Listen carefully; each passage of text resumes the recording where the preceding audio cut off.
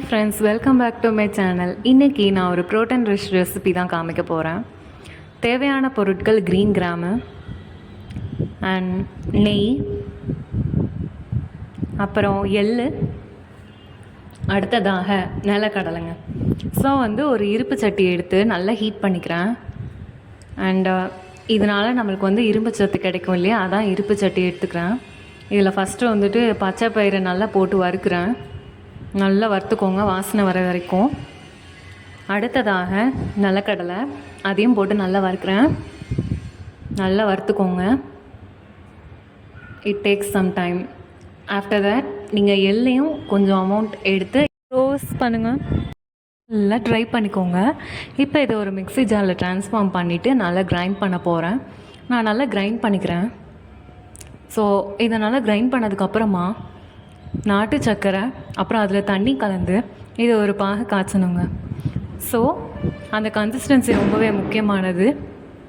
So நான் இதை காய்ச்சுறேன். அது அனதர் ஹேண்ட் இந்த மாதிரி பவுடர் ஆகிருக்கு என்னோடய மிக்ஸி ஜாரில் போட்டு வச்ச பொடி.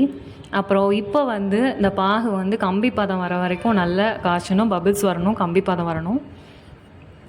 அப்புறம் அந்த பொடியையும் இந்த நாட்டு சர்க்கரையில் காய்ச்சின அந்த பாகையும் ஒன்றா சேர்த்து நல்லா மிக்ஸ் பண்ணுறேன். உருக்கி வச்ச நெய்யோட இந்த கன்சிஸ்டன்சியில் இருக்கிறதோட உருண்டை பிடிச்ச வேண்டியதான். ஸோ எப்படி உருண்டை பிடிக்கலான்னா, இந்த மாதிரி எடுத்துகிட்டு இப்படியே உருண்டை பிடிச்சிட வேண்டியதான்.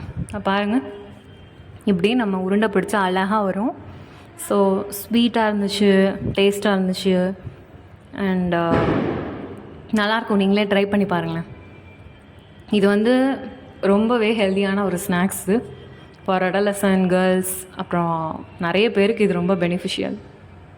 அண்ட் இப்படியே எடுத்து நீங்கள் அழகாக பால்ஸாக அழகாக உருண்டை பிடிக்கலாம். அண்ட் இதை இப்போ நீங்கள் ஏதாவது ஒரு ஷேப்புக்கு விரும்புகிறீங்க அப்படின்னா மோல்ட்ஸ் வச்சு செஞ்சு அதுலேருந்து கலர்ஃபுல்லாக அண்ட் தென் ஷேப்பில் அட்ராக்டிவாக குழந்தைங்களுக்கும் கொடுக்கலாம், வயசு பிள்ளைங்களுக்கு கொடுக்கலாம், டீனேஜர்ஸ்க்கு ரொம்பவே பெனிஃபிஷியல்.